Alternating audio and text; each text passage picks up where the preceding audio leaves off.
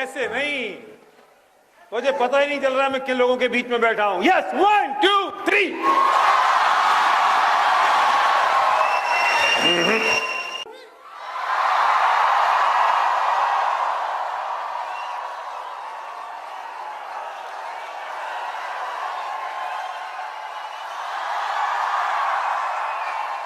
Thank you. अब कुछ बात करने का मजा भी आएगा। मैं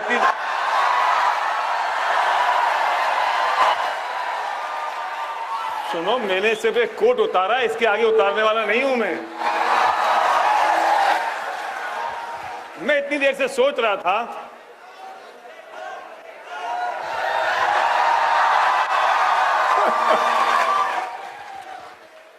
दोस्तों, मेरा नाम एसपी भारल है।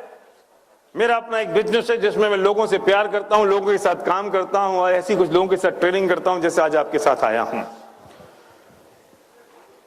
आज मैं आपसे एक बहुत डिफरेंट बात करूंगा, क्योंकि आप जिस दिशा की ओर जा रहे हैं और आप जिस प्रोफेसर की तरफ आपने एंट्री ली और आज जो प्रोग्राम आपके बीच में हुआ है, मुझे लगा है कि मैं कुछ ऐसी बात करूं जो आपके जीवन के लिए बहुत उपयोगी हो। आप किसी भी दिशा में जाएं, कहीं भी पहुंचे, वो आपकी लाइफ में एक टर्निंग पॉइंट का काम करे। दुनिया में मैंने आज तक ये देखा, मेरी एज हो गई 49 ईयर्स, क्या चीज ऐसी है जिस चीज से कोई व्यक्ति सक्सेसफुल होता है, कोई व्यक्ति फेल होता है। एक चीज तो ऐसी है धरती पर, कुछ लोग सक्सेसफुल होते हैं, कुछ लोग फेल होते हैं। जो सक्सेसफुल हुए वो भी 9 महीने में पैदा हुए, जो फेल हुए वो भी 9 महीने में पैदा हुए। और ये बात तो पक्की है कि ऊपर वाला पार्शलिटी नहीं कर सकता कि यार इनको फेल बना दो, इनको सक्सेसफुल कर दो। कौन रिस्पॉन्सिबल है, कौन जिम्मेदार है? और जब हम फेल हो जाते हैं तो हम किसी ना किसी के ऊपर आरोप लगा देते हैं। देश ऐसा है, समाज ऐसा है, लोग ऐसे हैं, माँ बाप ऐसे थे जिन्होंने पैसे नहीं दिए, सपोर्ट नहीं मिला, कुछ नहीं मिला। लेकिन उठा के देखो हिस्ट्री, जितने लोग इस धरती पे सक्सेसफुल हुए हैं और सफल हुए हैं, वे सब बेचारे उस जगह से उठे हैं जहां सफलता की कोई संभावना नहीं थी कोई संभावना।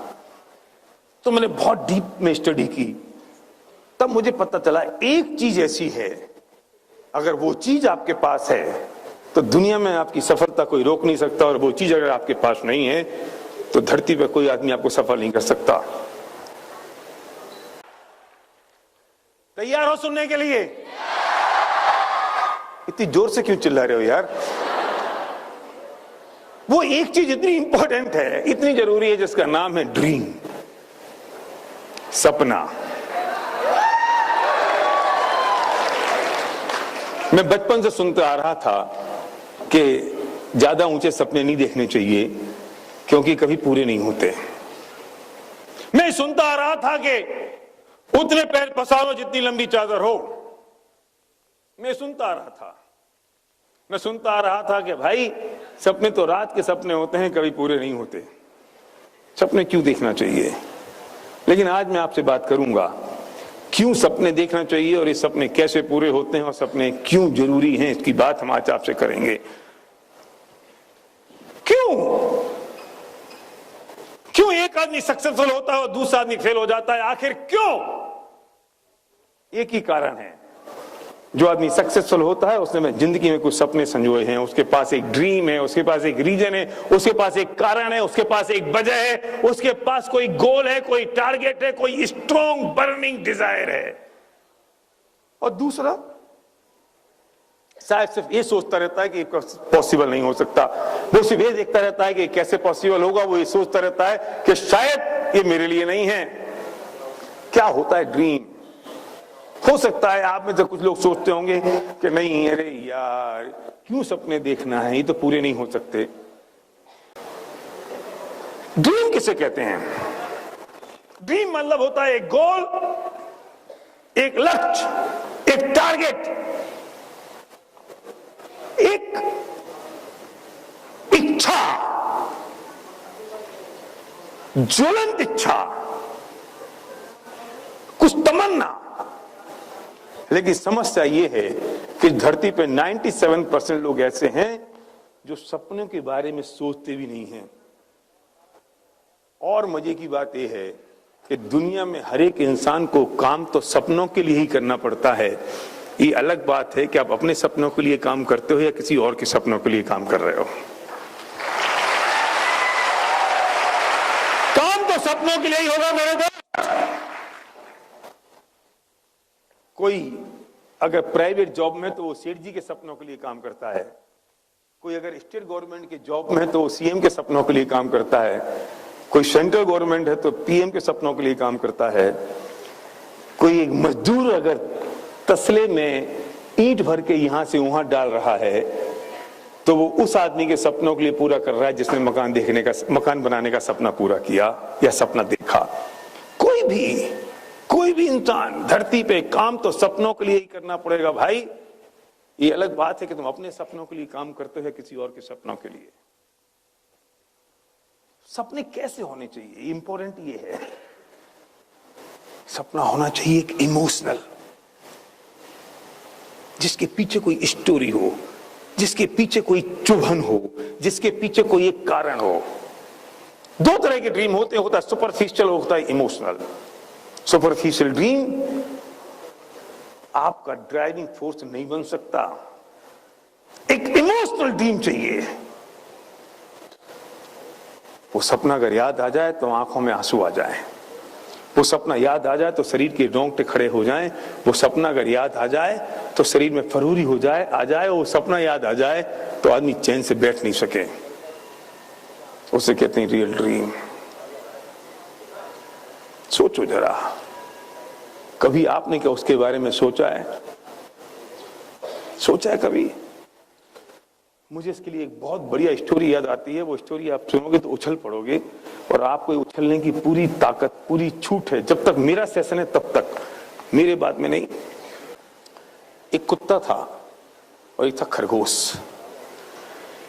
कुत्ते की नजर खरगोश पे पड़ गई और कुत्ते ने खरगोश को जैसे देखा तो उसको पकड़ने की लपका। कुत्ता बहुत तेजी के साथ भागा, कुत्ता तेजी के साथ भागा और खरगोश उसी ज्यादा तेजी के साथ भागा। खरगोश भागता जा रहा है, कुत्ता उसके पीछे भागता जा रहा है और वो खरगोश एक छोटे से बिल में जाके घुस गया। कुत्ता उसे नहीं पकड़ पाया। उस बिल में से छोटा सा छेद था। खरगोश ने छेद में से मुंह निकाला।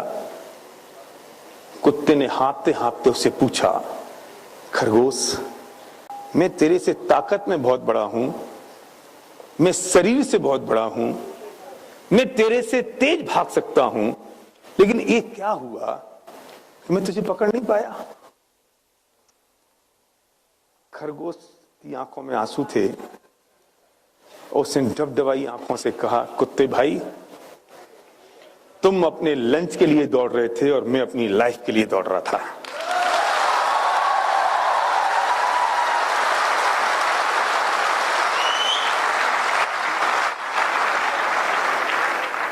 काम तो आप कर रहे हो सुबह से लेकर शाम तक, चाहे जॉब कर रहे हो, चाहे बिजनेस कर रहे हो, चाहे प्रोफेशन कर रहे हो, चाहे पढ़ाई कर रहे हो, लेकिन सोचने की जरूरत है कि आप ये लंच के लिए कर रहे हो या लाइफ के लिए कर रहे हो। अगर आप लंच के लिए कर रहे हो तो सफलता मिलना बहुत मुश्किल है, और अगर लाइफ के लिए कर रहे हो तो दुनिया की कोई ताकत नहीं है कि आपको हरा दे और आपको अपनी मंजिल तक नहीं पहुंचने दे। कुछ बच्चे ऐसे होंगे वो इसलिए पढ़ाई कर रहे होंगे क्योंकि उनके पिताजी ने धक्का मार के भेज दिया होगा, कुछ नहीं करते होना तो चल नर्स बन जा। और कुछ ऐसे होंगे जिनके पास एक स्ट्रॉन्ग ड्रीम होगा, एक स्ट्रॉन्ग बर्निंग डिजायर होगी कि मुझे नर्सिंग कोर्स क्यों करना है और मैं करके क्या करने वाला हूं। योग्यता से ज्यादा फर्क नहीं पड़ता भाई। मैं कहता हूं कि परिश्रम और लगन योग्यता पर भारी पड़ जाती है। अगर किसी के पास परिश्रम है और उसके पास एक लगन है और किसी दूसरे के पास योग्यता है तो परिश्रम और लगन योग्यता पर भारी पड़ जाती है। ड्रीम चाहिए एक स्ट्रॉन्ग, पावरफुल, अपना होना चाहिए, खुद का पर्सनल ड्रीम। मेरी एक बुक है जिसका नाम है 18 चैप्टर्स। मैं जब बुक लिख रहा था जोगिंदर जी, तो मैं सोच रहा था ड्रीम की डेफिनेशन क्या है। मैंने बहुत सोचा, बहुत पढ़ा, पर मुझे कहीं ड्रीम की डेफिनेशन नहीं मिली। आपको कहीं मिले तो मुझे बताना। मुझे 3 दिन लगे उस ड्रीम की डेफिनेशन को लिखने के लिए, वो मैं आपके साथ शेयर करना चाहता हूं। हर इंसान को काम आने वाली चीजें यहां पर, कि किसे कहते हैं आखिर ड्रीम, सपना होता क्या है। वो परिभाषा आपकी समझ में आए तो फिर आप एक बार उछलना। आपके उछलने से मुझे समझ में आएगा, आपकी तालियों की गड़गड़ाहट से मुझे समझ में आएगा कि आपको ये बात समझ में आई है।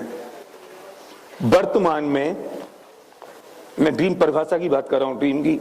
वर्तमान में असंभव सी दिखाई देने वाली चीज, मैम वर्तमान में मतलब अभी, इस वक्त, एट प्रेजेंट, असंभव नहीं, असंभव सी। अगर चीजें असंभव होती तो कभी पूरी नहीं हो सकती थी दोस्त। चीजें असंभव नहीं होती हैं, असंभव सी दिखाई देती हैं, क्योंकि कभी तो वो संभव हो जाती हैं। मैं प्रूव करूंगा अभी थोड़ी देर में यहीं पर।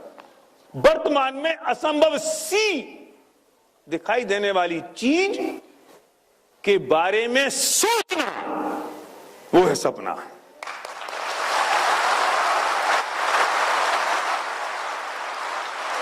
उन्नीस 1962 में केनेडी ने सोचा कि हम चांद पर जाएंगे और वापस आएंगे। इंपॉर्टेंट बात है वापस आना। अगर वो अधूरा सपना देखता तो अभिमन्यु बन जाता। अभिमन्यु चक्रव्यूह में फंसना तो जानता था, निकलना नहीं जानता था। अगर केनेडी ये सपना देखते कि हम चांद पे जाएंगे तो टंग के रह जाते। उन्होंने कहा कि हम 1962 में, वर्तमान में 1962 में हम चांद पर जाएंगे। 1962 में ये असंभव नहीं था, असंभव सा था। अगर असंभव होता तो कभी पूरा नहीं होता, लेकिन 1962 में चीज पॉसिबल भी नहीं थी। कौन सोच सकता था? अरे 1962 का जमाना पोस्ट कार्ड का जमाना था। मेरी शादी हुई थी 89 में। मैं अपनी पत्नी को, पत्नी तो बाद में बनी, जब मेरी सगाई हुई थी तो मैं चिट्ठी लिखता था उसको। और चिट्ठी कैसे लिखता था कि छिप छिप के लिखता था कि बाप देख ना ले, और रात को लाइट बंद करके। मोबाइल भी नहीं होते थे कि मोबाइल की टॉर्च से देख लें। और मैं चिट्ठी लिखता था, फिर वो चिट्ठी में लाल डब्बे में डालने जाता था। फिर 7 दिन में वो बेंगलोर पहुंचती थी। फिर वो पढ़ती थी, तब पढ़ती जब उसके पिताजी ना देख लें। और फिर वो जवाब लिखती थी, ये ना तुम बच्चे तो समझते नहीं हो, तुम समझोगे नहीं। ये तो मेरी उम्र के जो बुजुर्ग है ना, इनको बहुत मजा आ रहा है मेरी बात सुनने में।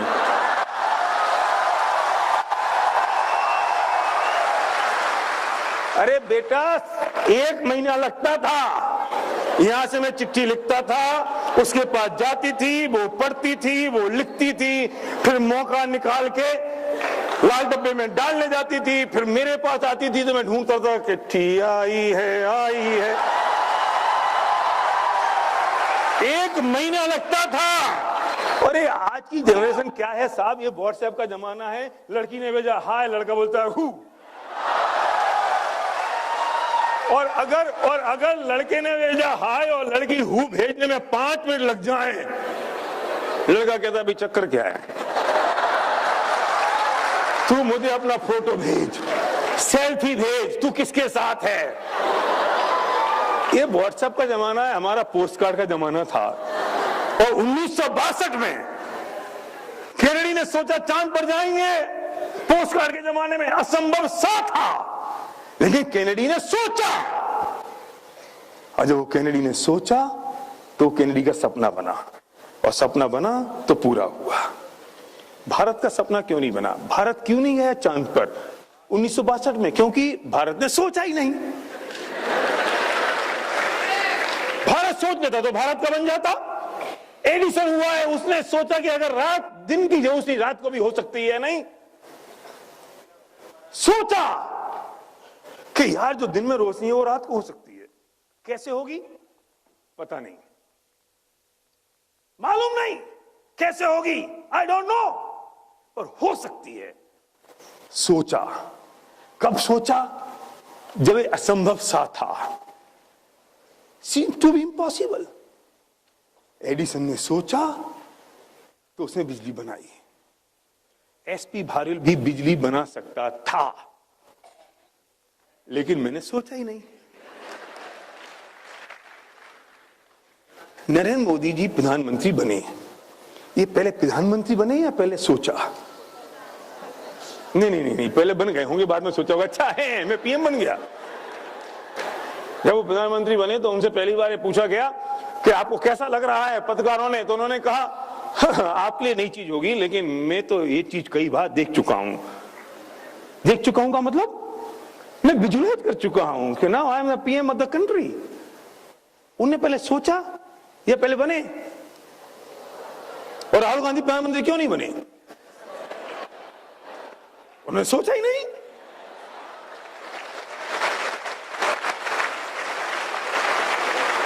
सोचना तो, अरे वाह, आप तो बहुत होशियार हो, मेरा सेंटेंस पूरा कर देते हो। सोचना तो पड़ेगा, चॉइस नहीं है दोस्त। और कितना बड़ा सोचना पड़ेगा? उतना बड़ा सोचना पड़ेगा जितनी तुम्हारी ताकत हो, उतना बड़ा सोचना पड़ेगा जो सोचने से तुम्हारे शरीर के रोंगटे खड़े हो जाएं, उतना बड़ा सोचना पड़ेगा जो सोचते ही तुम्हें एक रोमांच पैदा हो जाए, उतना बड़ा सोचना पड़ेगा जितना सोचते ही तुम्हें चैन नहीं पड़े और तुम्हारे पैर धरती पे नहीं रुके, उतना बड़ा। अरे कोई आदमी था, राइट ब्रदर्स, उसने सोचा अगर चील उड़ सकती है, ये पक्षी उड़ सकते हैं, तो इंसान उड़ सकता है, इंसान उड़ सकता है। और उसने हवाई जहाज बना दिया। मैं पूछता हूं आपसे, कैसे बनता? नहीं तो हवाई जहाज 1 इंच तो ऊपर कोई चीज उठती नहीं है, उसने 50,000 फुट कोई चीज उड़ा दी, तो पहले उड़ाई है, पहले सोचा। और हम क्या करते हैं? मैं अगर आपके पास आऊं, भाई साहब चलो यार, मैं 10 लाख रुपए कमाना सिखाता हूं, 10 लाख कमाओगे? यार पहले आने दो, फिर सोचेंगे। मैं तुमसे कहता हूं चलो यार तुम राजस्थान टॉप करोगे। अरे यार ये तो हो सकता है कि कभी मैं आपके पास आगे कहूं कि चलो तुम्हारी शादी ऐश्वर्या से करा दें। आए हाय, देखो क्या आवाज आ रही है अभी भी। अब नहीं हो सकती, चांसेस नहीं है। अब तुम्हारे साथ इसलिए नहीं हुई क्योंकि तुमने सोचा नहीं, अभिषेक के साथ इसलिए होली क्योंकि उसने सोच लिया। सोचना पड़ेगा। चीजें तो घटती हैं दोस्त, चीजें तो घटती हैं, चीजें तो होती हैं, पर उसके लिए सोचना पड़ता है। गांधी जी ने देश की आजादी के लिए सोचा, तब देश की आजादी मिली। मुझे बताओ ना, दुनिया का कौन सा काम है जो पहले हो जाता होगा, बाद में सोचना पड़ता होगा? सोचो, बहुत बड़ा सोचो, उतना बड़ा सोचो जो सोचने से डर लगता हो। 1962 में कैनेडी को भी डर लगता था चांद पर जाने से, राइट ब्रदर्स को भी डर लगता था, एडिसन को भी डर लगता था, महात्मा गांधी को भी डर तो लगता था कि पता नहीं देश आजाद होगा या नहीं, कि पहले हो जाएगा तब सोचेंगे। पहले उन्हें सोचा, तब देश आजाद हुआ। कभी कभी डर लगता है, और पता है डर क्या लगता है? यार मैंने तो सोच लिया, और जब मैंने सोचा और ये काम नहीं हुआ तो बस ये गया खड्डे में। अगर इसने सोच लिया कि मैंने सोचा और ये काम नहीं हुआ तो खेल खत्म खेल। मैं इस बात को ऐसे कहता हूं कि जिंदगी में चैलेंजेस तो आएंगे दोस्त। चैलेंजेस के डर के मारे अगर तुम कहोगे मैंने सोचा और नहीं हुआ तो कुछ जिंदगी में कर नहीं पाओगे। मुझे डॉक्टर्स ने बताया है कि 10 डेसिमल का दर्द होता है तो किसी आदमी की मौत हो जाती है, लेकिन जब कोई महिला मां बनती है तो उसे 12 डेसिमल का दर्द होता है, फिर भी वो जिंदा रहती है और अपने बच्चे को जन्म देती है।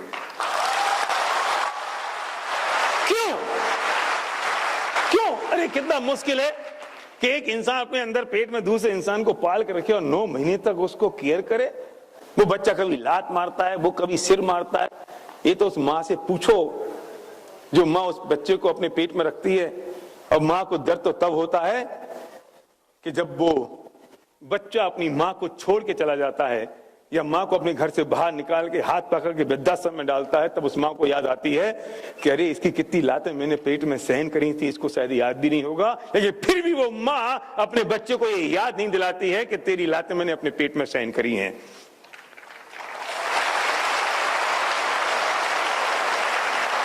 नौ महीने तक कितनी पीड़ा उठाती है वो, सोचो जरा, कितना दर्द उठाती है। कभी उल्टी करने की इच्छा होती है, कभी मिट्टी खाने की इच्छा होती है, कभी जीव उमछाता है, कभी परेशान होती है। और जब रात को अपने कमरे में आती है ना, थकी हारी, चकनाचूर, तो उसके कमरे में एक पोस्टर होता है बहुत खूबसूरत से नन्हे मुन्ने प्यारे से बच्चे का। उस बच्चे को वो आंख से देखती है, आंख भर के उसको समा लेना चाहती है, उसे सूंघती है, उसे टच करती है, उसे फील करती है, और उसकी पूरी की पूरी थकान इस बात से उतर जाती है कि वो इस बात की का सपना देखती है कि बस थोड़े से दिन बचे हैं, मेरे घर में एक नन्हे मुन्ने प्यारे से बच्चे की किलकारियां गूंजेंगी। और वो सोच लेती है जब तक वो बच्चा घोड़े पर चढ़ेगा उसकी आंख में वो काजल लगाएगी।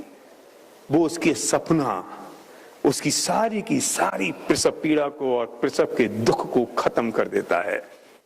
चैलेंजेस तो आएंगे। बनाओ एक सपना, एक ड्रीम, एक रीजन जो तुम अपने आप को देखना चाहते हो इस धरती पर। किसी भी फील्ड में फर्क इस बात से नहीं पड़ता कि आप क्या कर रहे हैं, फर्क इस बात से पड़ता है कि वो काम आप कैसे कर रहे हैं। अरे ये नाई का काम कैसा है, छोटा है कि बड़ा है? बोलना मत, मैं ही बोलूंगा। बाल काटने का काम, नीम के पेड़ के नीचे एक आदमी बैठ के बाल काटता है, हम सोचते हैं अच्छा है नाई। एंड व्हाट अबाउट जावेद हबीब? कौन है हबीब? पार्लर चलाता है, सैलून चलाता है, अल्टीमेटली क्या है? बाल काटता है। अगर वो यहां आ जाए तो अभी सारे मुझे छोड़ के चले जाओगे उसके पास। हाय हबीब, एक सेल्फी, ऑटोग्राफ प्लीज। उस हबीब ने 10 साल से किसी के बाल नहीं काटे होंगे। सवाल इस बात का नहीं है कि कोई काम छोटा या बड़ा नहीं होता है, काम किस ढंग से किया जा रहा है, सवाल इस बात का है। कौन करता है इंपॉर्टेंट ये नहीं है, कोई काम छोटा या बड़ा नहीं होता है, काम वो होता है कि किस ढंग से आपने उस काम को किया, किस तरीके से आपने उस काम को किया, किस तरीके से आपने उस काम को प्रेजेंट किया। कोई फर्क नहीं पड़ता। ड्रीम क्या है, सोचा क्या है, आपका लास्ट एंड स्टेज क्या है, आप किसे विजुअलाइज कर रहे हो, ये चीज सबसे इंपॉर्टेंट और सबसे बड़ी है। इसलिए